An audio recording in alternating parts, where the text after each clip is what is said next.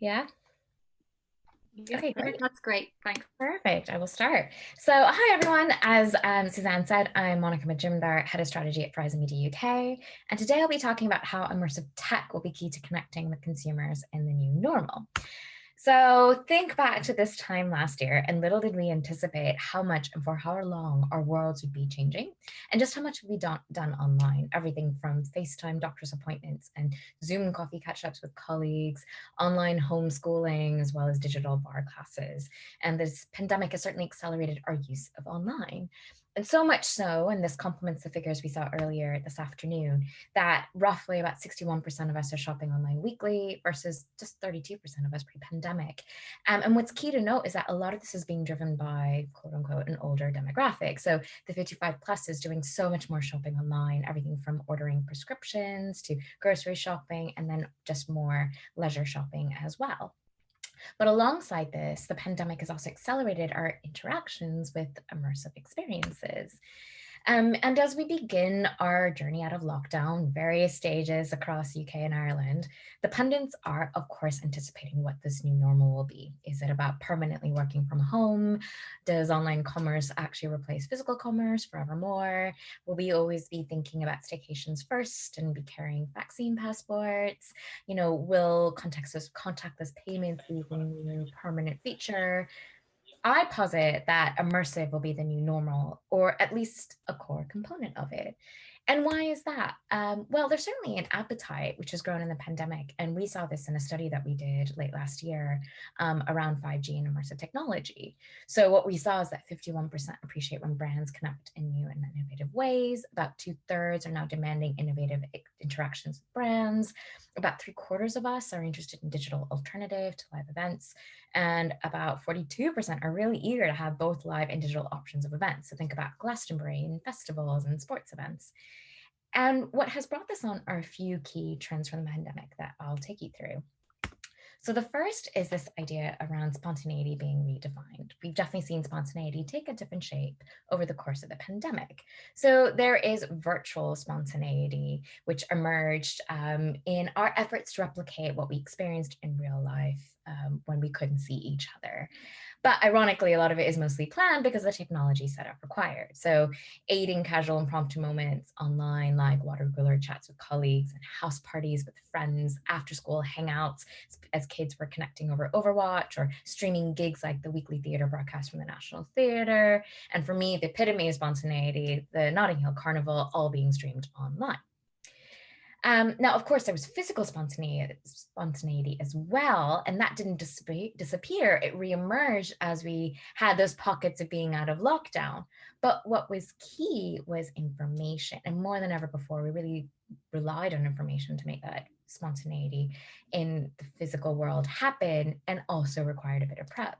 So we know that people were searching for what are the current guidelines, and we saw searches for things near me. So literally that term peaked while people were trying to figure out what was open and accessible: restaurants, takeaway pints, pubs, and especially restroom facilities.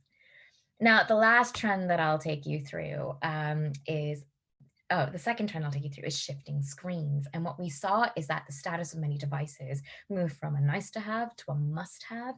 And the way that we use the different screens across the day had definitely changed and altered and evolved. In fact, one in five of us have bought a new digital device as a result of spending more time at home due to the lockdown. Now, if you think about it, previously we'd have thought of, okay, mobile is in the morning, at lunchtime, in the evening, as we're searching, looking up weather stats, maybe just shopping and browsing online, TV and the consoles for the evening, and of course our laptop during the day at work. And all that's been upended where we think about the fact that our laptop is literally sitting a stone's throw away from us in the evening. So whilst you might search initially online on your phone, you quickly move onto your laptop. You might be looking for something to watch and then stream it on your TV or on your console. And actually, we've had to think about how experiences are now spanning those few devices: one that requires your finger, your touch, one that requires a keyboard and another requires a controller. And suddenly you have to think about the multiple ways that you have to interact with brands and with consumers across those screens. And of course, the other factor is that our schedules have shifted. So we saw that the workday was truncated. We were starting earlier, finishing earlier, and starting to search for meal prep at about 3 p.m. And actually doing our exercise across the day as well, which meant that all the screens were equally important as the day progressed. Now, the last trend I'll take you through is around return to the QR code and what we saw emerging over the course of the pandemic. Now, it was actually going to be relegated to the Museum of Media back in, I think, 2011, because it was one that emerged, had a lot of flurry, didn't quite gain traction, and we thought it was something that was really sticking in Asia and APAC. But actually, what we've seen now is that the ubiquity of smartphones, the fact that the technology is integrated means that so many more people have access to it.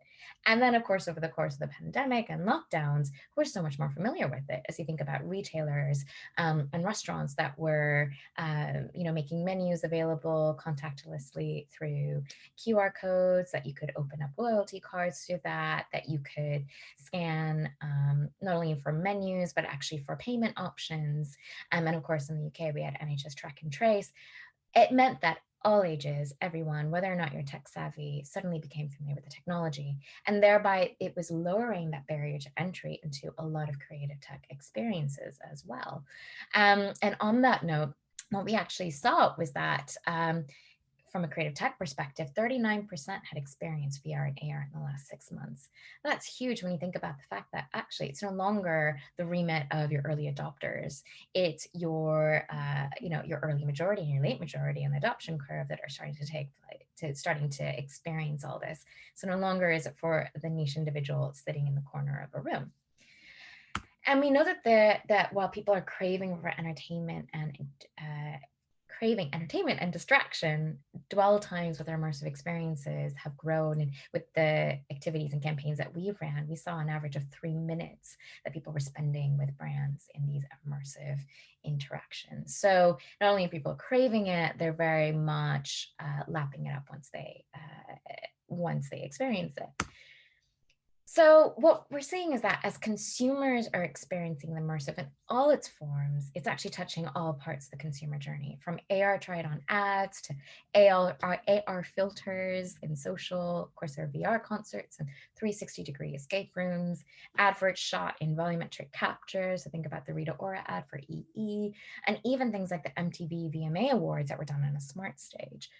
As such, we need to stop thinking about immersive tech as the end goal. It's actually just a means to an end now, and part and parcel of so many consumer experiences, as its scale, ubiquity, and accessibility demonstrate. And it can play a role throughout the purchase funnel, from brand affinity building as well as conversion. So, for instance, thinking about putting an IKEA sofa in your living room. And why is this? Well, immersive tech is a mechanism that allows for a more multisensorial experience that help make brand stories sticky. And we know that's really key in terms of driving brand recall, brand affinity, brand saliency. And why is that? It's because we learn in multiple ways: through sight, sound, and kinesthetically, so through doing and movement. And immersive tech, like AR, for example, enables brands to combine sight and sound with movement, which in the long run will aid with the recall of brands. So what I'll do is to quickly take you through an example of something we did for Vodafone last year. So we actually created for Vodafone a nationwide AR scavenger hunt in March 2020. Now this was in the UK, so that's what I mean by nationwide. And what we did is, using geolocation AR technology, so think about Pokemon Go, we helped users to essentially find unlimited for the release of the Samsung S20. So we gave users a chance to discover drop zones and a map on their phone. So it was all via mobile web, no app download needed. And then they could head out to a physical location to pick up a Vodafone prize in AR. Now, because the platform used blockchain technology, it meant that each digital object was actually unique and helped to unlock a physical prize in the real world. So essentially, once you found the digital object, you could redeem, a Samsung S20, you could get headphones, you could get unlimited data plans. But this launched in the middle of March, and essentially 10 days later, we were in lockdown. So after having dropped 20,000 bottoms and 9,000 prizes, we had to quickly pivot and actually change the game from getting people to run around in streets to actually find those objects in their living room. So quickly hustled and managed to change the mechanics. So you could drop those pins in your living room, find those prizes and redeem them. And that really worked to gain traction. We saw over 166,000 users registered who played over 500,000 times.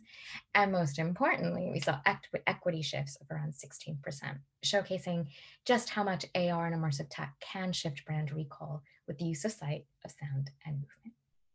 Now, the big question when we think about technology and digital is, of course, 5G. What will it do? Well, what we talk about is it not ushering a whole new era, but it will very much supercharge the immersive experiences of today with quicker download speeds, increased resolution, truly real-time graphic rendering, whilst also allowing for more people to connect to the same experience at the same time. So think about the fact when you're at a concert, at a sports game, and you have that stadium blackout, well, that won't happen with 5G anymore. But it doesn't just affect the consumer experience, it actually impacts the production experience as well. So, from a production perspective, you don't have to think about green screen acting anymore. The actors are able to interact with those fantastical sets in real time from a smart stage, say in London, where we have our 5G studio, which then also reduces the need to shoot in far off locations, and combined with a more efficient data processing that 5G allows, the results are then more cost effective and actually sustainable because you're reducing the need for travel and the reduce for all the equipment that have to go that far. And for the consumer, well, imagine even more immersive experiences than what we're getting today with greater real-time interactivity. So the example that I have on screen now is for the Star Wars premiere that Verizon Media helped with, where essentially we enabled guests of the premiere to interact with stormtroopers in real time. But as you can see on screen, the actors were actually in these volumetric capture suits about 10 miles down the road. But those on the carpet wouldn't be able to tell. It felt like it was a very real experience with no lag. And then earlier this year in January for the Super Bowl, Verizon Media helped fans to essentially IMDb the athletes in real time with AR overlays of the NFL's next gen stats. They could find out about the player in real time over the course of the tournament. So whether it's big activations to brand building activity or the more ordinary brand activities to convert a shopper, consumers are now familiar with and expecting immersive experiences. And though accelerated in the pandemic, it is not a trend we'll see whether post-pandemic or post-lockdown, but rather it'll flourish as the digital and physical worlds become ever more seamlessly integrated.